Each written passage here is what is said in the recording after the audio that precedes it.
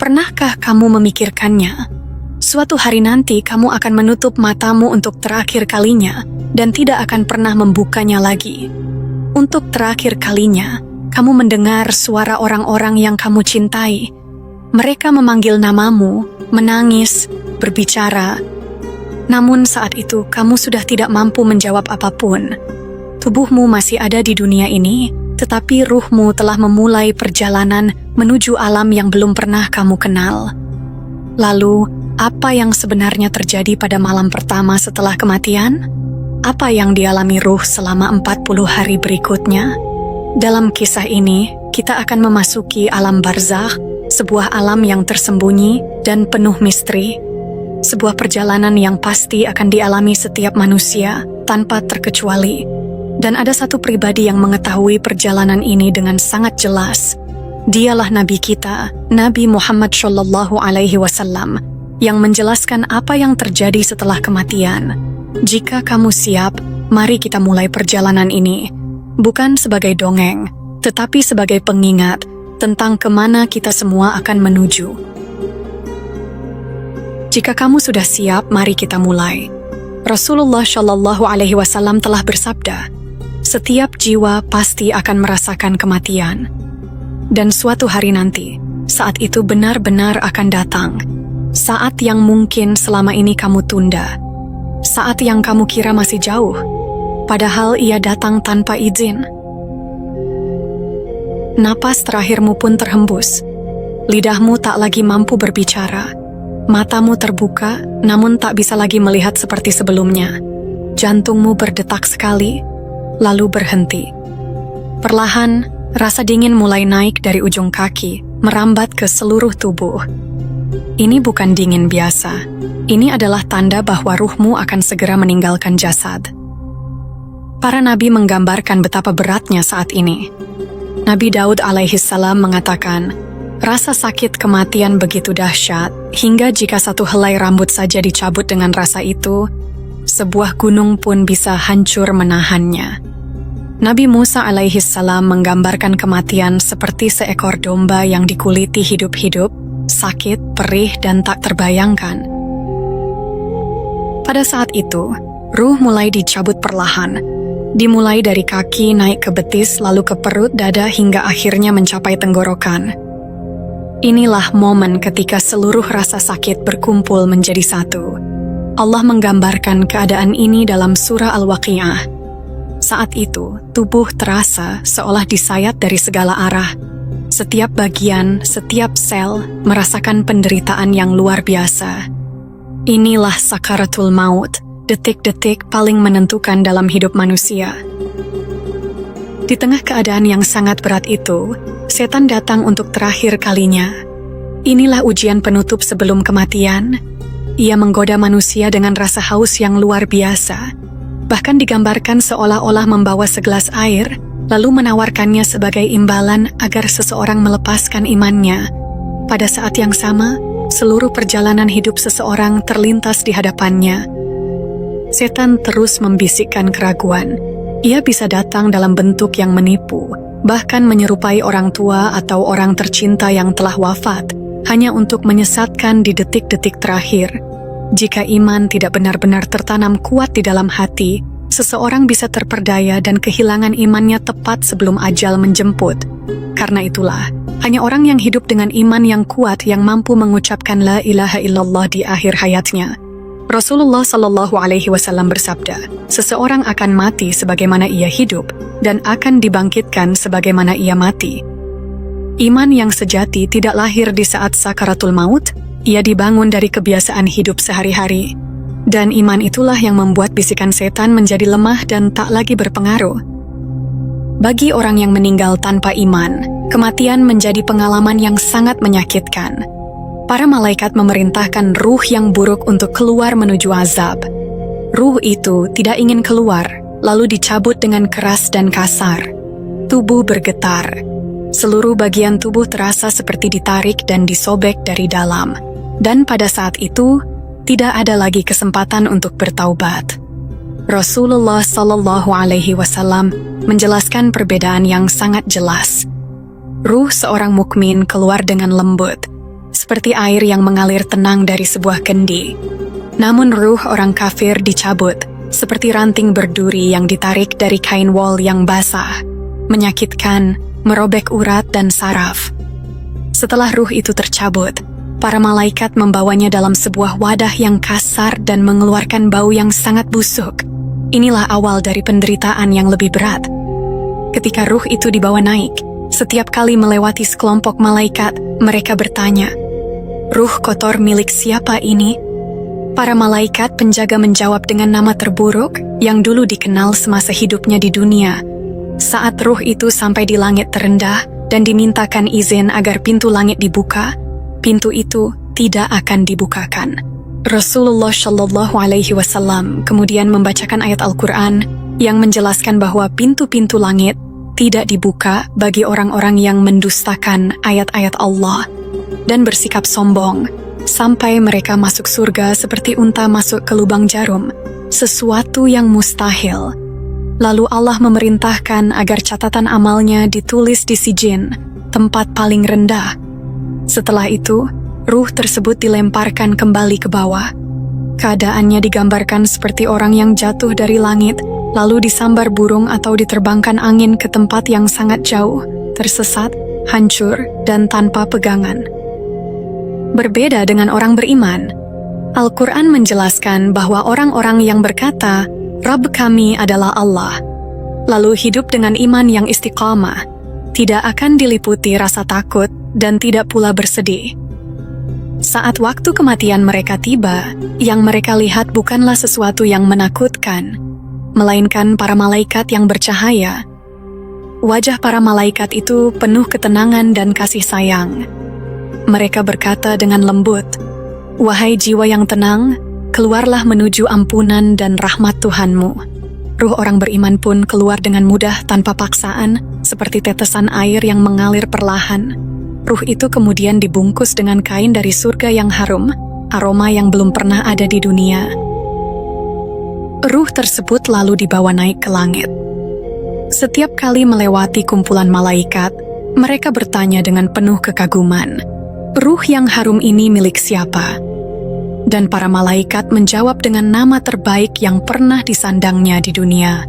Hingga akhirnya semua pintu langit dibukakan, satu demi satu sampai ke langit ketujuh. Di sana Allah memerintahkan, "Tulislah catatannya di dalam kitab orang-orang yang saleh." Setelah itu, ruh orang beriman dikembalikan ke bumi, ke alam barzakh, untuk menunggu hari kebangkitan dengan ketenangan dan harapan, bukan ketakutan. Setelah kematian, tubuh masih berada di dunia, sementara ruh telah memasuki alam yang berbeda. Proses pemakaman pun dimulai. Jenazah dimandikan dengan penuh adab dan kehormatan, sebagaimana Rasulullah Sallallahu Alaihi Wasallam memerintahkan agar jenazah diperlakukan dengan lembut dan baik. Walau tubuh terlihat tak bernyawa, hubungan antara ruh dan jasad belum sepenuhnya terputus. Setiap sentuhan, setiap aliran air yang disiramkan ke tubuh tetap dirasakan oleh ruh, namun dengan cara yang tidak bisa dijelaskan oleh logika manusia. Bukan seperti rasa fisik di dunia, tetapi sebagai kesadaran yang masih ada. Pada saat itu, ruh menyaksikan orang-orang di sekitarnya. Ia tahu siapa yang benar-benar menangis karena cinta, siapa yang berdoa dengan tulus, dan siapa yang hadir hanya karena kewajiban semata. Inilah momen terakhir kebersamaan dengan dunia, saat tubuh dibersihkan, nama disebut dalam doa, dan perjalanan menuju alam barzah semakin dekat. Kemudian jasad dikafani dengan kain putih sederhana, tanpa jahitan. Setelah salat jenazah, bau tanah mulai terasa. Liang kubur telah siap. Sempit, gelap, dan dingin, itulah rumah baru. Jasad diturunkan perlahan. Tanah pun ditimbun sedikit demi sedikit. Suara langkah kaki orang-orang yang mengantar semakin menjauh, sampai akhirnya benar-benar sunyi. Lalu kubur berguncang. Dindingnya menyempit. Dua malaikat datang, Mungkar dan Nakir. Penampilan mereka menakutkan, mata seperti kilat, suara menggema memenuhi kubur. Mereka datang bukan untuk menakut-nakuti, tetapi untuk menjalankan tugas Allah. Dengan suara yang mengguncang mereka bertanya, "Man Rabbuka, siapa Tuhanmu?" Orang beriman menjawab dengan tenang, "Tuhanku adalah Allah, yang aku sembah sepanjang hidupku." "Ma dinuka, apa agamamu?" "Agamaku adalah Islam." "Man nabiyuka, siapa nabimu?" "Nabiku adalah Muhammad sallallahu alaihi wasallam." "Ma kitabuka, apa kitabmu?" "Kitabku adalah Al-Quran." "Ma amaluka, apa amalmu?" "Salat yang kujaga sejak muda, kesabaranku saat diuji, rasa syukurku, dan sedekahku di saat sulit. Itulah amal-amalku." Orang beriman mengetahui jawaban-jawaban ini, bukan karena hafalan tetapi karena ia hidup dengannya. Dalam beberapa hadis dijelaskan, saat pertanyaan kubur berlangsung, akan muncul sosok lain. Jika amal seseorang baik, ia akan melihat seorang lelaki berwajah cerah. Pakaiannya putih bersih dan baunya sangat menenangkan.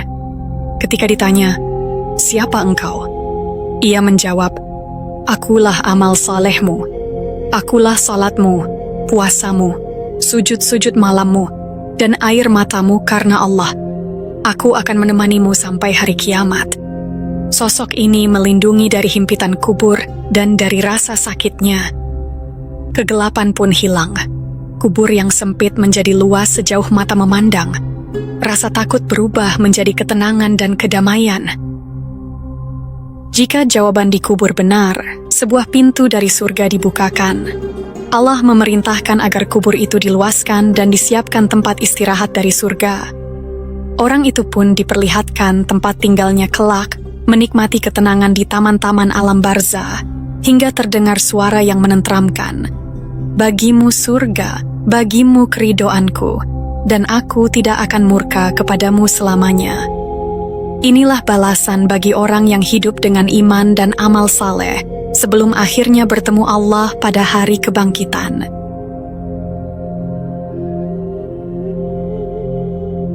Bagi orang yang tidak mampu menjawab pertanyaan mungkar dan nakir, karena hidupnya lalai, terlalu sibuk dengan permainan dan kesenangan, serta tidak sungguh-sungguh mengenal Robnya, yang keluar dari lisannya hanyalah satu jawaban lemah, "Aku tidak tahu."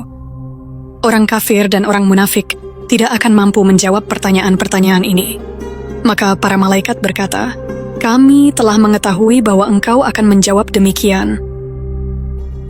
Saat itulah kubur mulai menyempit. Tanah menghimpit tubuh dari segala arah hingga tulang rusuk saling menekan dan bertaut. Kubur yang semula sunyi berubah menjadi tempat azab. Kemudian pintu-pintu neraka dibukakan.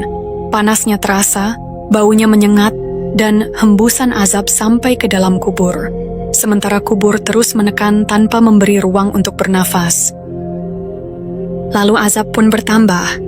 Kemudian datang satu makhluk lain berwajah buruk, berpakaian kotor, dan berbau lebih busuk dari bangkai. Ia bertanya, "Siapakah engkau?" Makhluk itu menjawab, "Aku adalah amalmu. Aku adalah dosa-dosamu yang tidak pernah kau tobati. Aku adalah kesempatan yang kau sia-siakan." Makhluk itu akan menemaninya hingga hari kiamat, menambah azab dan penyesalan tanpa henti. Setelah itu, azab lain pun dimulai. Dikirimkan 99 ular ke dalam kubur. Namun ini bukan ular seperti di dunia. Setiap ular diciptakan khusus untuk menyiksa. Setiap gigitannya mengingatkan jiwa pada dosa-dosa yang pernah dilakukan. Azab ini terus berlangsung sampai hari terakhir.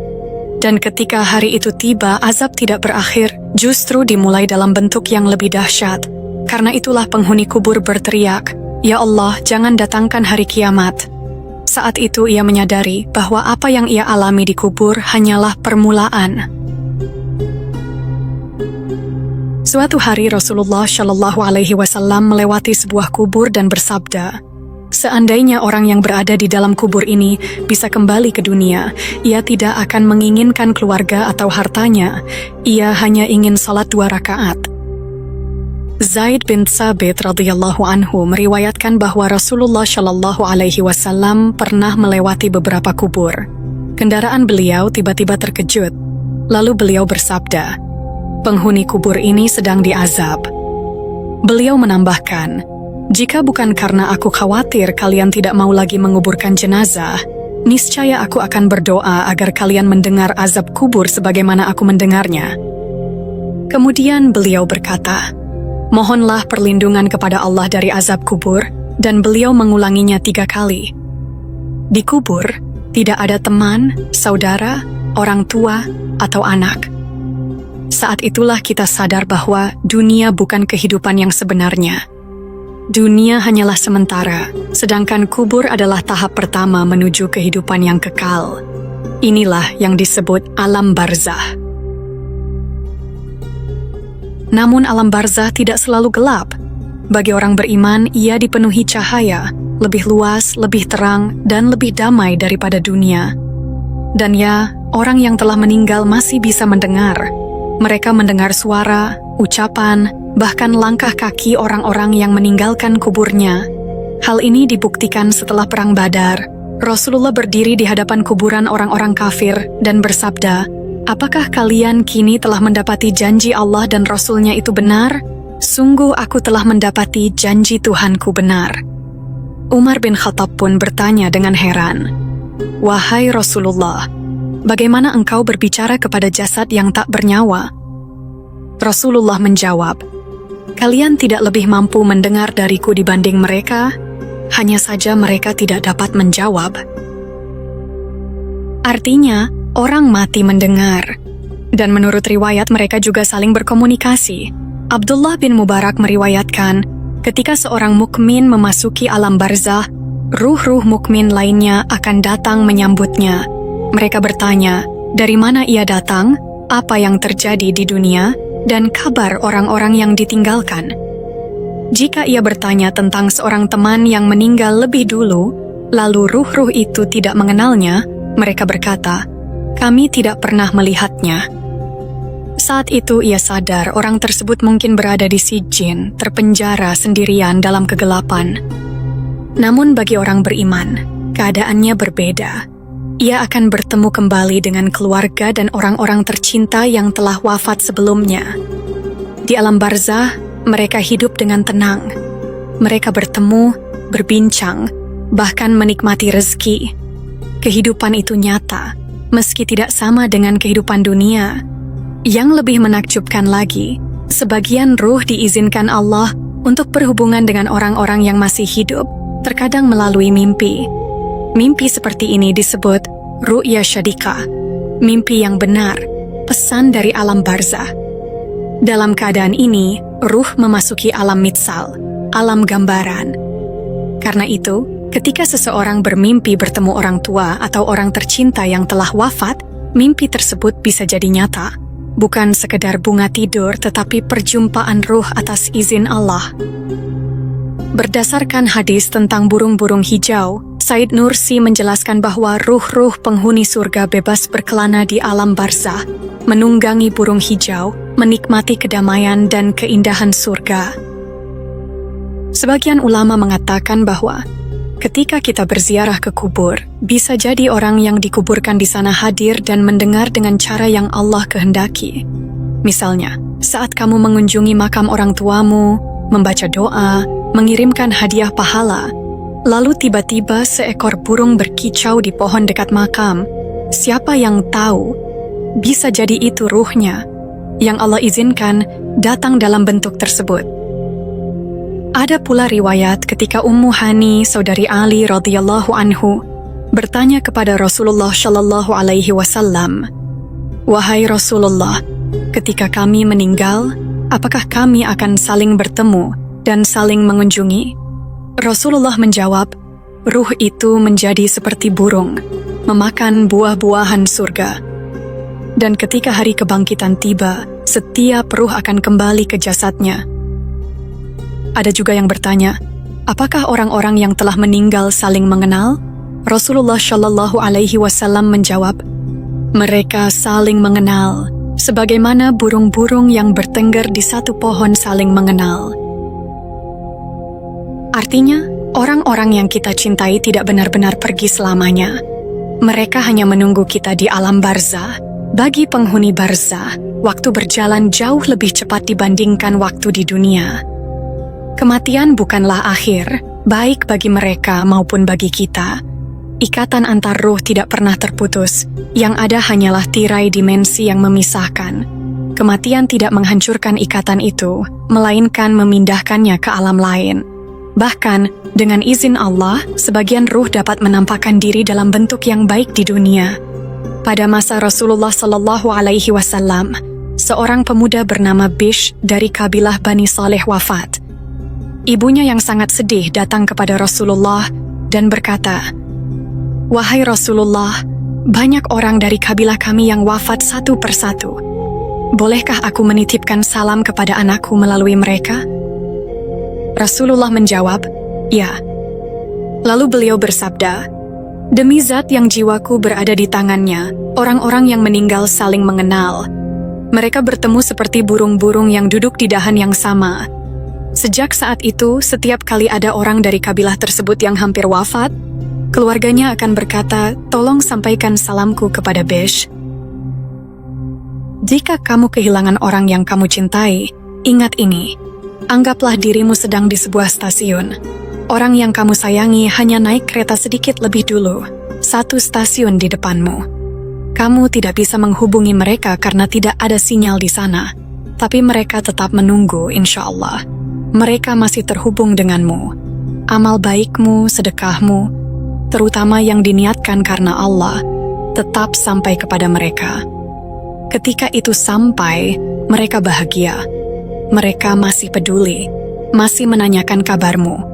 Seorang ulama terdahulu, Sufyan, meriwayatkan, "Ketika ayahku wafat, aku sangat sedih. Aku sering mengunjungi kuburnya setiap hari. Lama-lama aku mulai jarang datang. Suatu hari saat aku duduk di dekat makam ayahku, aku tertidur. Dalam mimpiku, kuburnya terbuka dan ayahku duduk di sana dengan kain kafannya. Aku pun menangis. Ayahku berkata, 'Wahai anakku, mengapa kamu jarang mengunjungiku sekarang? Aku tahu setiap kali kamu datang, aku merasa tenang. Setiap kali kamu berdoa, bukan hanya aku yang bahagia, tetangga-tetanggaku di kubur ini pun ikut bergembira.'" Lalu muncul pertanyaan, amal apa yang membawa ketenangan di alam kubur? Dan siapa orang-orang yang akan beristirahat dengan damai? Rasulullah SAW bersabda, "Bagi orang yang mati syahid, ada 6 keutamaan di sisi Allah. Ia diampuni dosanya sejak tetesan darah pertamanya. Ia diperlihatkan tempatnya di surga. Ia dilindungi dari azab kubur. Ia aman dari ketakutan besar pada hari kiamat. Ia dipakaikan mahkota kemuliaan, 1 permatanya lebih baik daripada dunia dan seisinya. Ia dinikahkan dengan 72 bidadari surga, dan dapat memberi syafaat kepada 70 anggota keluarganya." Dalam hadis lain, Rasulullah bersabda tentang orang-orang yang pahala amalnya tidak terputus setelah wafat. Setiap amal seseorang akan terhenti setelah kematiannya, kecuali orang yang hatinya tetap terikat dengan perjuangan di jalan Allah. Amalannya terus mengalir hingga hari kiamat, dan ia dilindungi dari fitnah kubur. Doa-doamu, amal kebaikanmu, sedekahmu, semuanya adalah hadiah paling berharga bagi orang-orang yang telah wafat. Ketika kamu berada di dalam rahim ibumu, kamulah yang bergantung kepadanya. Kini, melalui doa dan amalmu, kamulah yang bisa menerangi tempat peristirahatannya. Mungkin ayahmu dulu membangun rumahmu di dunia. Sekarang, kamu bisa membangun rumahnya di alam kubur dengan amal solehmu. Seorang sahabat pernah bertanya kepada Rasulullah, "Ibuku telah wafat. Seandainya ia masih hidup, ia pasti bersedekah. Bolehkah aku bersedekah atas namanya?" Rasulullah menjawab, "Tentu boleh." Dan ini bukan hanya untuk orang tua, tetapi untuk semua orang yang kita cintai. Mereka hanya menunggu kita di perhentian berikutnya. Dan kelak, insya Allah, saat kita menyusul mereka, kita akan disambut dengan kata-kata, "Apa yang kamu kirimkan telah sampai. Semua hadiahmu telah kami terima." Suatu hari Rasulullah menjelaskan kepada para sahabat tentang dahsyatnya pertanyaan malaikat Munkar dan Nakir. Umar radhiyallahu anhu bertanya, "Wahai Rasulullah, apakah saat itu kami memiliki kesadaran dan akal seperti sekarang?" Rasulullah menjawab, "Ya, Kalian akan memiliki akal yang sama seperti yang kalian miliki hari ini. Umar lalu berkata, "Jika memang demikian, maka tidak ada yang perlu aku takutkan. Itu sudah cukup bagiku. Aku tahu bagaimana menjawab mereka." Maka turunlah ayat ini. Allah akan meneguhkan orang-orang yang beriman dengan ucapan yang teguh di dunia dan di akhirat. Kematian bukanlah akhir dari segalanya. Ia adalah perpindahan menuju alam barzah, sebuah fase kehidupan yang tidak lagi dijalani dengan tubuh, tetapi dengan kesadaran penuh oleh ruh. Di sanalah manusia mulai merasakan buah dari apa yang ia tanam selama hidup di dunia. Hubungan antara yang hidup dan yang telah wafat tidak terputus.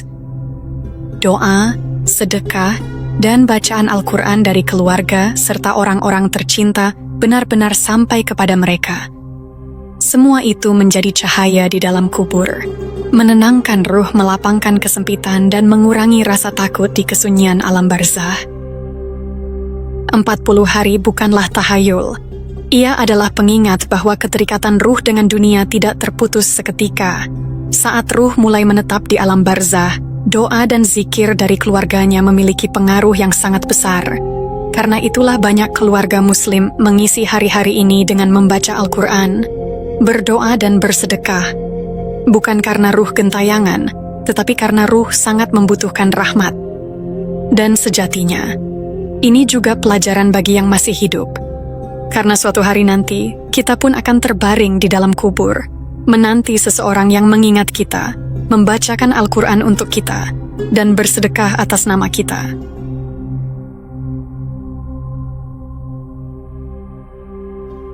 Sebab ketika kematian datang, catatan amal tertutup.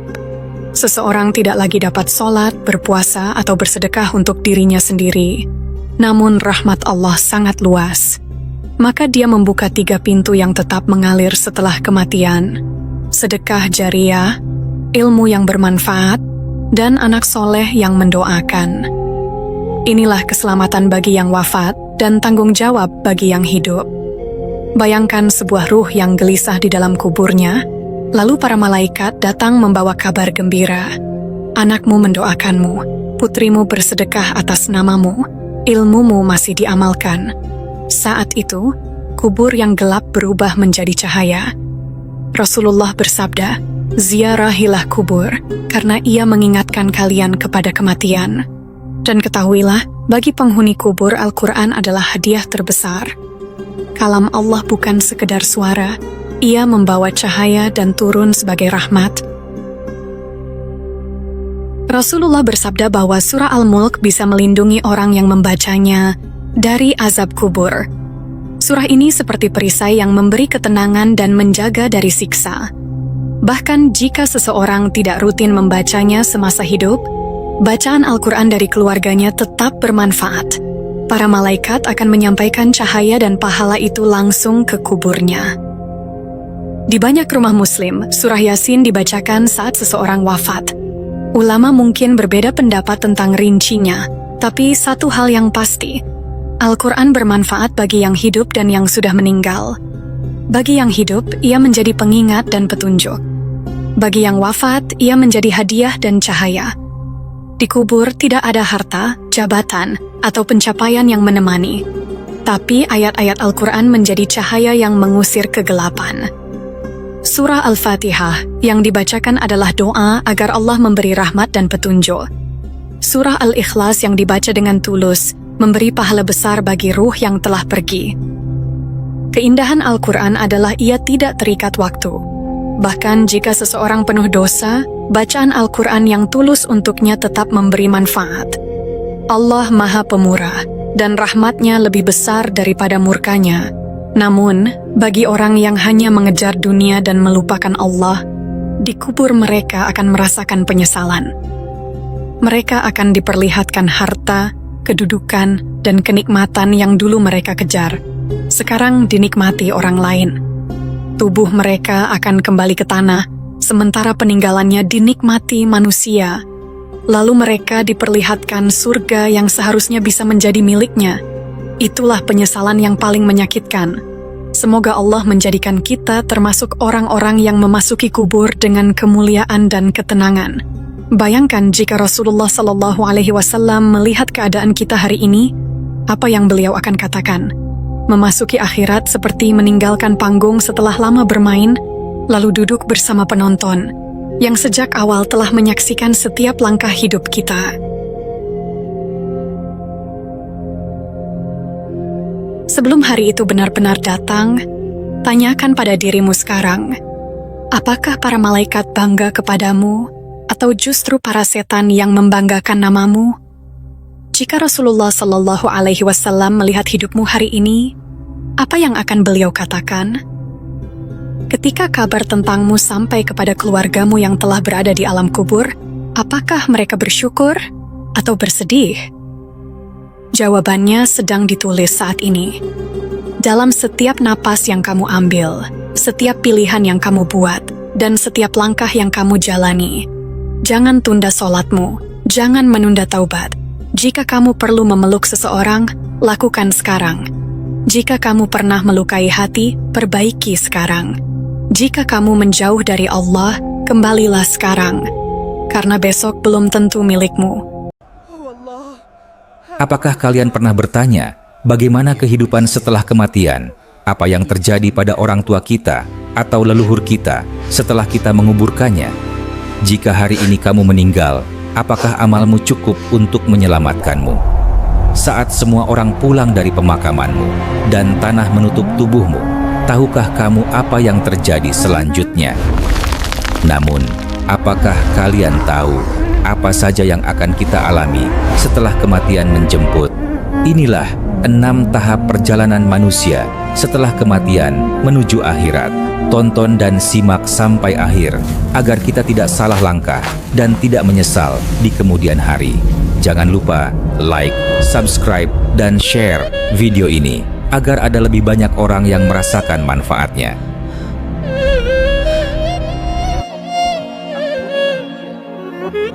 1. Alam barzakh. Alam barzakh adalah awal kehidupan setelah kematian, atau biasa disebut dengan alam kubur. Ketika mata kita tertutup untuk terakhir kalinya di dunia, bukan berarti segalanya berakhir. Justru saat itulah perjalanan yang sebenarnya dimulai. Ruh yang selama ini berada di dalam jasad akan dicabut oleh malaikat maut dengan cara yang berbeda-beda, sesuai dengan keimanan dan amal perbuatan seseorang. Setelah ruh dicabut, jasad akan dimandikan, dikafani, disolatkan, lalu dikuburkan. Disinilah alam barzakh dimulai. Lalu apa sebenarnya alam barzakh? Alam barzakh adalah alam pemisah antara dunia dan akhirat, tempat manusia menunggu hingga hari kebangkitan. Ia bukan dunia dan bukan pula akhirat, tetapi alam tersendiri dengan hukum yang berbeda. Allah Ta'ala berfirman, dan di hadapan mereka ada alam barzakh sampai hari mereka dibangkitkan. Quran Surah Al-Mu'minun ayat 100. Waktu di alam barzakh tidak sama seperti waktu di dunia. 1000 tahun di dunia bisa terasa seperti 1 hari, tergantung kondisi ruh seseorang. Saat semua keluarga pulang, saat tanah menutup tubuh kita, saat suara langkah kaki manusia semakin menjauh, kita benar-benar sendirian. Yang menemani kita hanyalah amal perbuatan. Rasulullah bersabda, mayit diikuti oleh 3 perkara, keluarganya, hartanya, dan amalnya. 2 akan kembali, dan 1 akan tinggal bersamanya. Keluarga dan harta akan kembali, dan amalnya akan tinggal. Hadis riwayat Bukhari dan Muslim. Setelah dikuburkan, 2 malaikat yang sangat menakutkan akan datang, yaitu Mungkar dan Nakir. Suara mereka menggelegar, pandangan mereka tajam, dan kehadiran mereka membuat gemetar. Mereka akan mendudukan mayit, lalu mengajukan pertanyaan-pertanyaan yang menentukan nasib. Yang pertama ditanyakan adalah, siapa Tuhanmu? Lalu, apa agamamu? Setelah itu, siapa nabimu? Bagi orang beriman, Allah akan meneguhkan lisannya. Allah Ta'ala berfirman, Allah meneguhkan orang-orang yang beriman dengan ucapan yang teguh di kehidupan dunia dan di akhirat. Quran Surah Ibrahim ayat 27. Namun, Bagi orang yang lalai, lisannya kaku. Ia hanya mampu berkata, "Aku tidak tahu, aku hanya mengikuti apa yang dilakukan manusia." Setelah pertanyaan itu, kubur akan menunjukkan hakikatnya. Bagi orang beriman, kubur dilapangkan sejauh mata memandang, dipenuhi cahaya, lalu diperlihatkan tempatnya di surga, ruhnya diberi ketenangan dan harapan. Rasulullah bersabda, "Jika seorang mukmin menjawab dengan benar, maka dibukakan baginya pintu menuju surga." Hadis riwayat Ahmad. Sedangkan bagi orang durhaka, kubur menyempit hingga tulang-tulang saling berhimpitan, kemudian dipukul dengan palu dari besi, dipenuhi kegelapan dan rasa takut, kemudian diperlihatkan tempatnya di neraka. Inilah azab kubur, dan ia adalah nyata. Di alam barzakh, banyak ruh yang menyesal. Mereka ingin kembali ke dunia, walau hanya sebentar, untuk sholat, untuk sedekah, untuk bertaubat. Namun semua itu mustahil. Penyesalan di alam kubur tidak mengubah apapun. Kesempatan hanya ada selama nyawa masih di badan.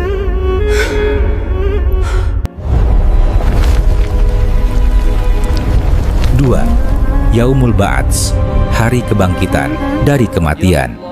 Setelah manusia melewati kehidupan di alam barzakh yang panjang dan penuh penantian, akan tiba satu hari yang tidak pernah gagal datang.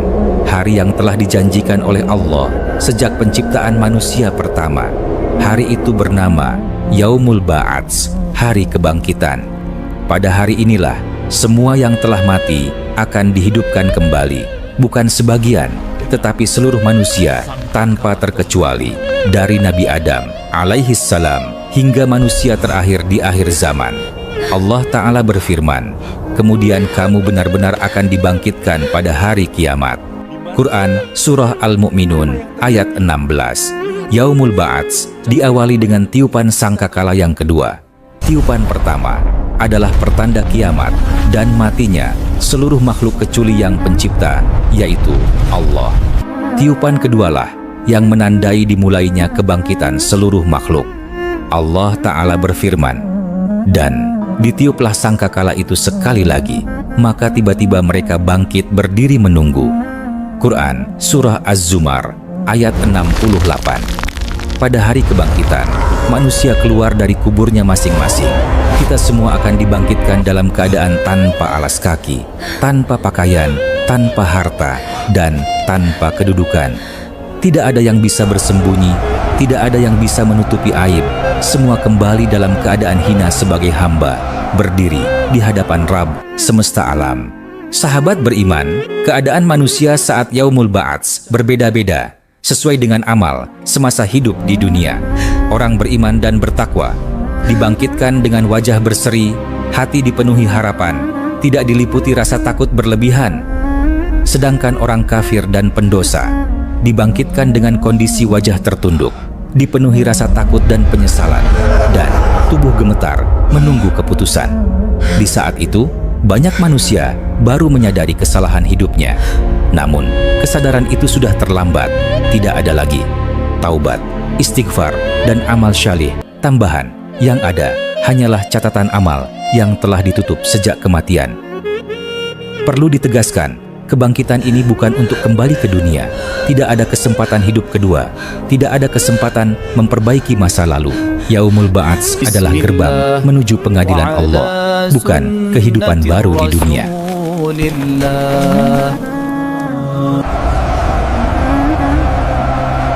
3. Padang Mahsyar, hari berkumpulnya seluruh makhluk.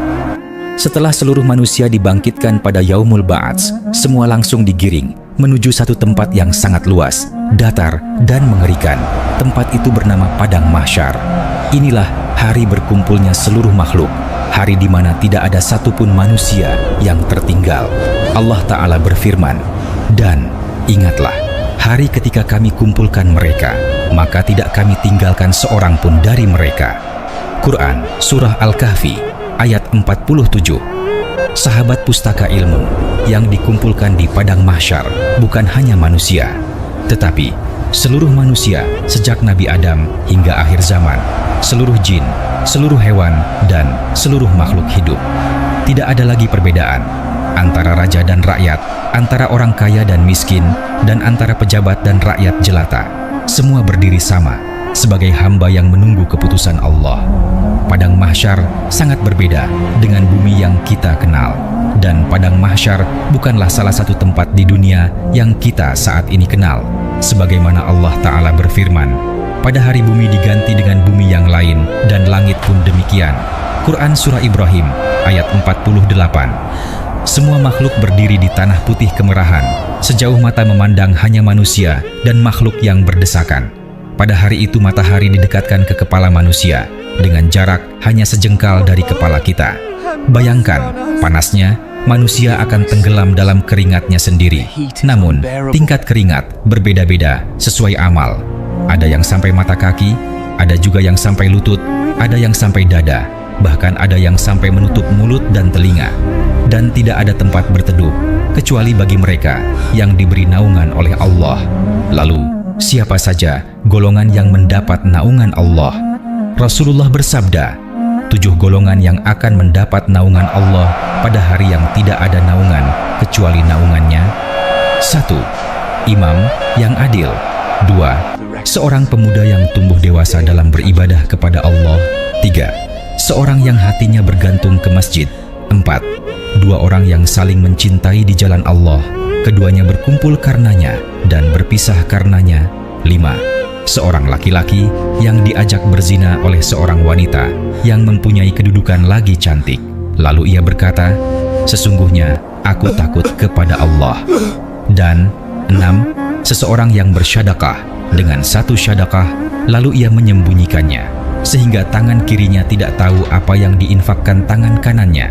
Serta 7. Seseorang yang berzikir kepada Allah dalam keadaan sepi, lalu ia meneteskan air matanya. Hadis riwayat Bukhari dan Muslim. Di padang mahsyar, setiap manusia akan didampingi 2 malaikat. Pertama adalah malaikat penggiring yang akan menggiring manusia menuju tempat hisab. Kedua adalah malaikat saksi yang menjadi saksi atas seluruh amal perbuatan makhluk. Tidak ada yang bisa berdusta, tidak ada yang bisa beralasan, bahkan anggota tubuh sendiri akan berbicara.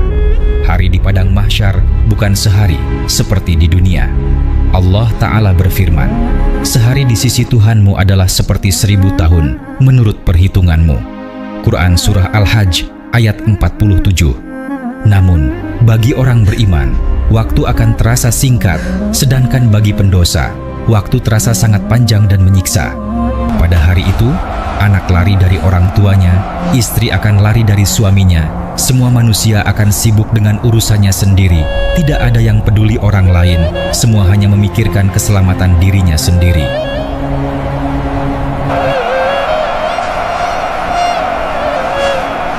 4. Yaumul Mizan, hari penimbangan amal perbuatan. Setelah manusia berdiri lama di padang mahsyar dalam ketakutan, kepanasan, dan penantian yang seolah tak berujung, maka tibalah satu fase yang sangat menentukan nasib manusia untuk selamanya. Fase itu bernama Yaumul Mizan, hari penimbangan amal perbuatan. Pada hari ini, bukan lagi status yang dinilai, bukan rupa yang dipandang, bukan keturunan yang dibanggakan. Yang Allah timbang hanyalah iman dan amal. Allah Ta'ala menegaskan dalam Al-Quran, kami akan memasang timbangan yang tepat pada hari kiamat, maka tidaklah dirugikan seseorang sedikit pun. Quran Surah Al-Anbiya ayat 47. Pada hari itu, setiap manusia akan menerima buku catatan amalnya. Ada yang menerima dari sebelah kanan, ada yang menerima dari sebelah kiri atau dari belakang. Tidak ada satupun amal yang terlewat, baik itu salat yang khusyuk, sedekah yang ikhlas, ucapan yang menyakiti, bahkan niat buruk yang disimpan, semuanya tertulis rapi dan lengkap. Pada Yaumul Mazan, kebaikan akan ditimbang di satu sisi, keburukan akan ditimbang di sisi lainnya. Allah Ta'ala berfirman, barang siapa berat timbangan kebaikannya, maka dia akan memperoleh kehidupan yang memuaskan. Dan barang siapa ringan timbangan kebaikannya, maka tempat kembalinya adalah neraka Hawiyah. Quran Surah Al-Qari'ah ayat 6-9.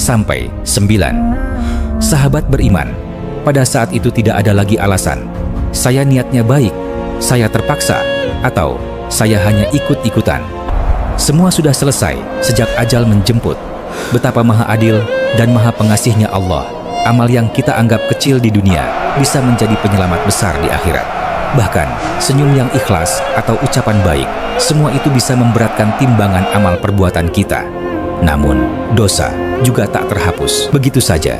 Jika dosa lebih banyak dan tidak ditaubati, maka timbangan akan condong ke keburukan. Dan pada saat itu, penyesalan tidak lagi berguna, air mata tidak menolong, dan permohonan tidak dikabulkan.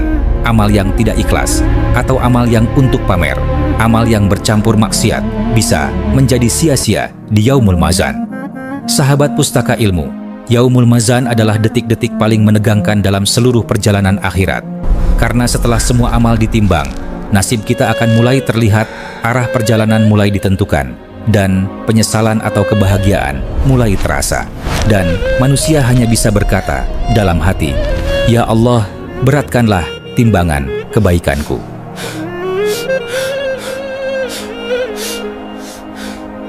Lima, Yaumul Hisab, hari perhitungan amal perbuatan. Setelah amal ditimbang pada Yaumul Mazan, manusia tidak serta-merta langsung menuju surga atau neraka. Masih ada satu tahap yang jauh lebih menegangkan. Tahap di mana setiap detail hidup kita diperiksa satu persatu. Tahap itu bernama Yaumul Hisab, hari perhitungan amal perbuatan. Pada hari ini, manusia dipanggil satu persatu, berdiri sendirian di hadapan Allah, tidak diwakilkan, tidak didampingi keluarga, tidak dibela siapapun. Setiap jiwa akan dihisab. Allah Ta'ala berfirman dengan sangat tegas, "Sesungguhnya kepada Kamilah mereka kembali, kemudian sesungguhnya kewajiban Kamilah menghisab mereka." Quran Surah Al-Ghasyiyah, ayat 25-26. Tidak ada satu jiwa pun yang lolos, tidak ada satu amal pun yang terlewat. Baik yang dilakukan secara terang-terangan maupun disembunyikan rapat-rapat, semuanya akan dimintai pertanggungjawaban. Hisab dilakukan dengan sangat teliti. Hisab Allah bukan seperti pengadilan dunia. Allah mengetahui apa yang kita lakukan, apa yang kita ucapkan, apa yang kita niatkan, bahkan apa yang terlintas di dalam hati. Tidak ada dalih, "Saya lupa, saya tidak sengaja," karena Allah Maha mengetahui segala sesuatu.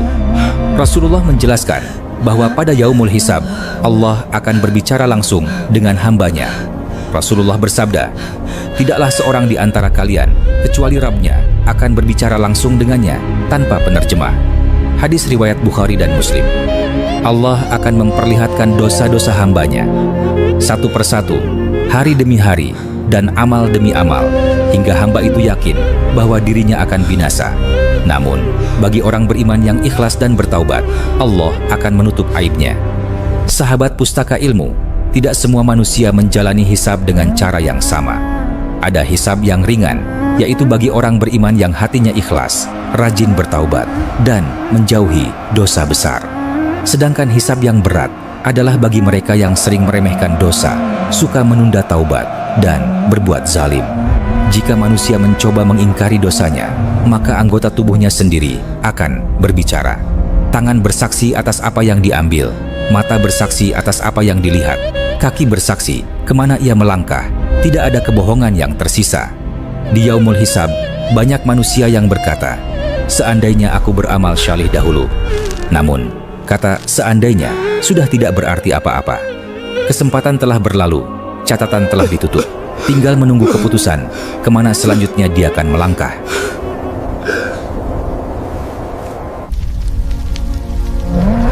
6. Jembatan Syirat, jembatan di atas neraka Jahannam.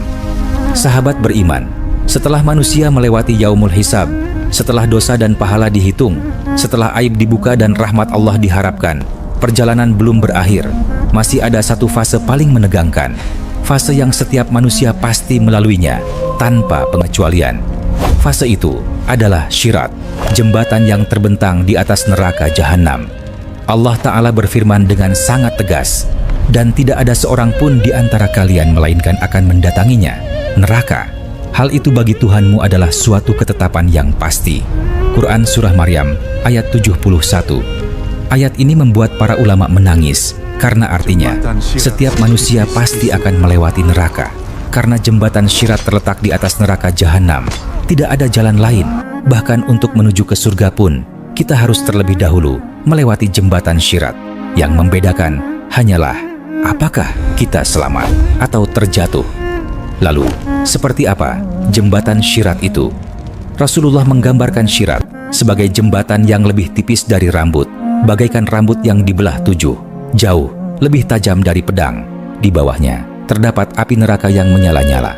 Rasulullah bersabda, kemudian dibentangkan Syirat di atas jahanam. Hadis riwayat Muslim. Di bawah jembatan itu terdapat api yang menyambar. Rantai dan kail neraka menyambar manusia, dan terdengar teriakan dan jeritan dari bawah. Dan di atasnya, manusia berjalan dengan ketakutan yang tak terlukiskan. Sahabat beriman, di Syirat tidak semua manusia melihat dengan jelas. Allah Ta'ala berfirman, pada hari itu kamu melihat orang-orang mukmin, cahaya mereka bersinar di hadapan dan di sisi kanan mereka. Quran Surah Al-Hadid ayat 12. Cahaya itu berasal dari keimanan, syalat, dan amal syalih setiap manusia. Ada yang cahayanya terang seperti matahari, lalu ada yang seperti bulan, ada juga yang seperti bintang, bahkan ada yang padam dan menyala-nyala. Sedangkan orang munafik kehilangan cahaya dan mereka tertinggal. Saat melewati Syirat, manusia melewatinya dengan kecepatan yang berbeda-beda. Rasulullah bersabda, di antara mereka ada yang melewati Syirat secepat kilat, ada yang seperti angin, ada yang seperti burung, ada yang berlari, ada yang berjalan, ada yang merangkak. Hadis riwayat Ahmad. Kecepatan ini murni tergantung amal. Saat kita sholat tepat waktu, maka kita akan melewatinya lebih cepat. Saat kita bersedekah dengan ikhlas, maka lebih ringan saat melewatinya. Sedangkan jika kita melakukan dosa dan berbuat zalim, maka akan memperlambat dan membuat tergelincir. Manusia terjatuh ke neraka. Rasulullah bersabda, di antara mereka ada yang tertinggal karena amalnya, dan di antara mereka ada yang diselamatkan setelah disiksa. Hadis riwayat Muslim. Saat manusia melewati jembatan Syirat, ada yang langsung jatuh, ada juga yang ditarik dengan rantai neraka, dan ada juga yang tergelincir karena dosa kecil yang diremehkan. Pada saat itu, tidak ada yang bisa menolong kecuali rahmat Allah. Sahabat pustaka ilmu, pada saat semua manusia diam ketakutan saat hendak melewati Syirat, disinilah doa para nabi berperan sangat penting untuk umatnya. Pada saat inilah kita sangat membutuhkan kepada syafaat baginda Nabi Muhammad. Shalawat kepada Rasulullah mungkin sangat sering kita remehkan, tapi pada saat itu shalawat kitab Isa menjadi salah satu penyelamat kita. Rasulullah bersabda, tidak ada yang berbicara pada hari itu kecuali para rasul, dan doa mereka adalah, ya Allah, selamatkanlah, selamatkanlah. Hadis riwayat Muslim. Syirat adalah pemisah antara surga dan neraka, detik terakhir sebelum kebahagiaan atau kesengsaraan abadi. Jika kita bisa melewati Syirat, di ujung sana sudah menanti surga dan seluruh nikmatnya. Sedangkan jika kita sampai terjatuh, mungkin kita harus terlebih dulu mempertanggungjawabkan semua perbuatan di dunia. Karena Rasulullah sudah pernah memberikan kabar gembira bahwa seluruh umatnya akan masuk surga, sebagaimana sabda Rasulullah. Dari Abu Hurairah meriwayatkan bahwa Rasulullah bersabda, seluruh umatku akan masuk surga kecuali orang yang enggan. Para sahabat bertanya, wahai Rasulullah, siapakah orang yang enggan itu? Beliau menjawab, orang yang menaatiku akan masuk surga. Adapun orang yang mendurhakaiku, maka ia telah enggan. Hadis riwayat Bukhari nomor 7280. Sahabat pustaka ilmu, selama nafas masih ada, pintu ampunan belum tertutup, mari kita kembali kepada Allah sebelum kita dipanggil tanpa persiapan. Ini bukan untuk menakut-nakuti, tapi untuk menyelamatkan. Karena setelah kematian, tidak ada lagi kesempatan kedua.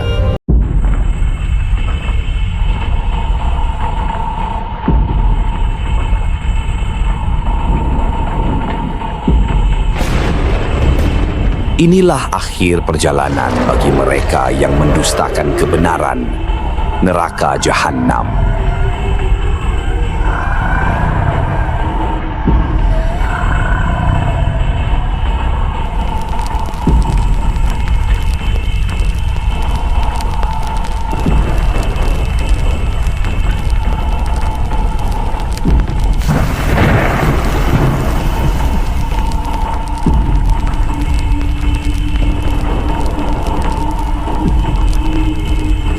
Tempat di mana kesengsaraan tidak mengenal akhir dan setiap detik adalah penderitaan tanpa henti.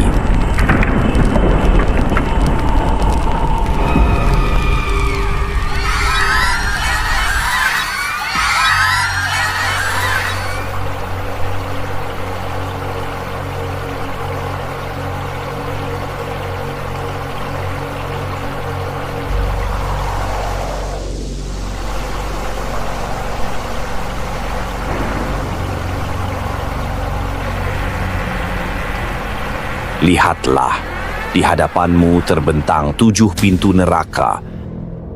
Setiap pintu diperuntukkan bagi golongan yang berbeda-beda.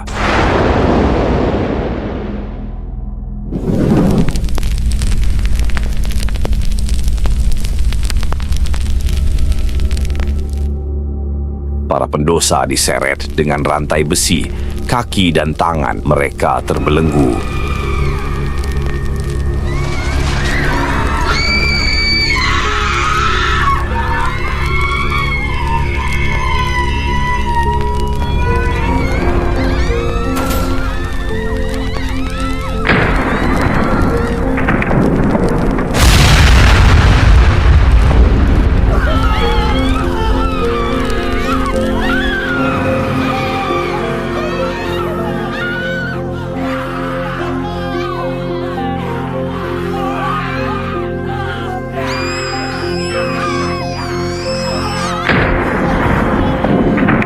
Tidak ada senyuman, tidak ada belas kasih, hanya kemurkaan yang menyala-nyala.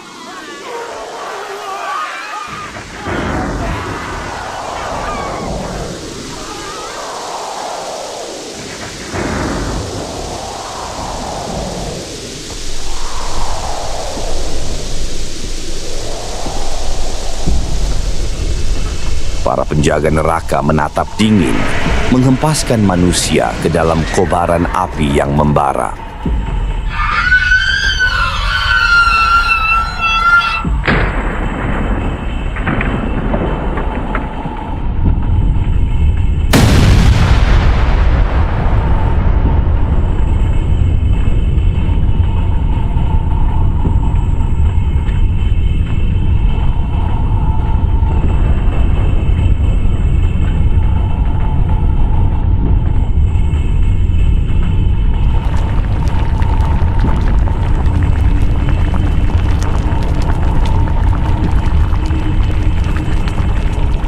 Apakah engkau mengira api di dunia sudah cukup panas?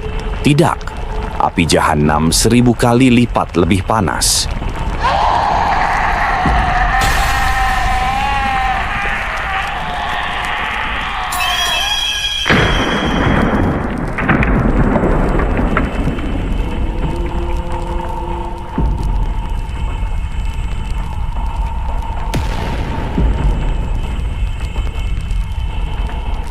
Ia menyala-nyala, membakar tanpa henti, menghanguskan tubuh, lalu mengembalikannya lagi untuk merasakan siksa yang lebih pedih.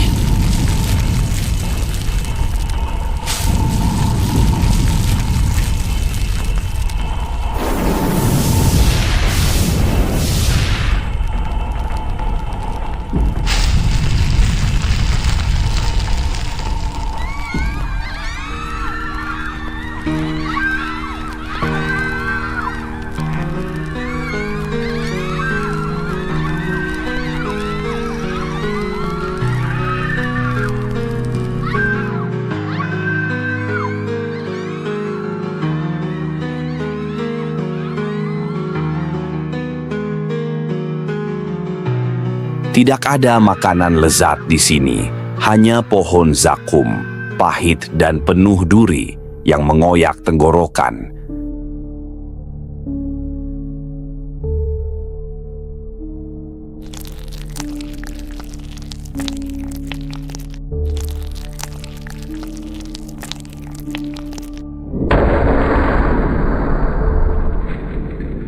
Tidak ada air yang menyegarkan, hanya air mendidih dan nanah busuk yang menghanguskan isi perut.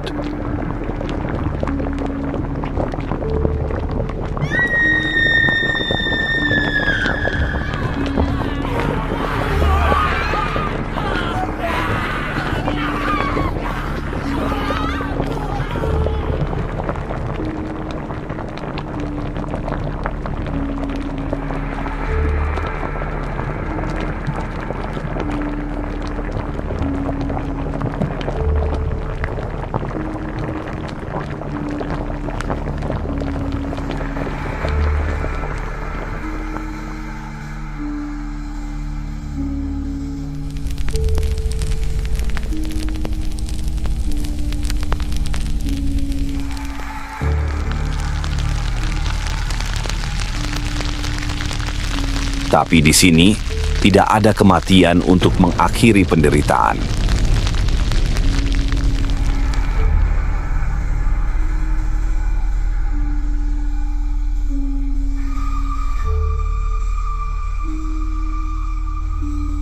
Mereka ingin mati, tapi tidak bisa.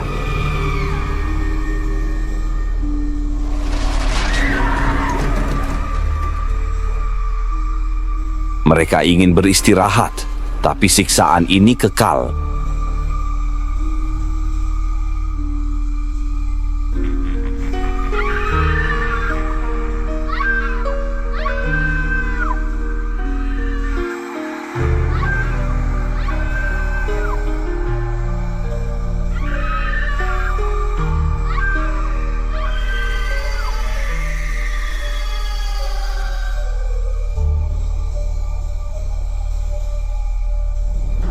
Namun ingatlah, apa yang kau lihat ini belum seberapa dibandingkan dengan azab Jahannam yang sesungguhnya.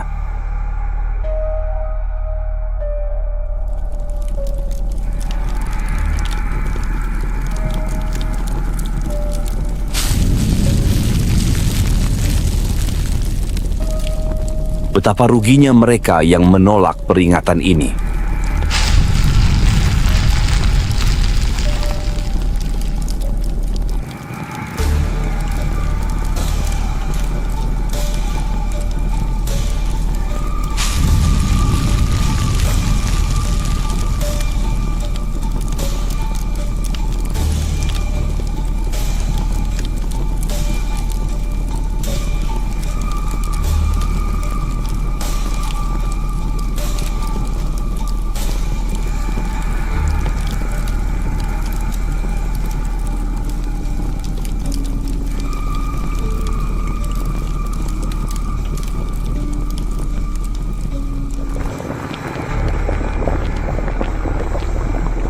Maka, apakah kau masih berani berpaling dari peringatannya?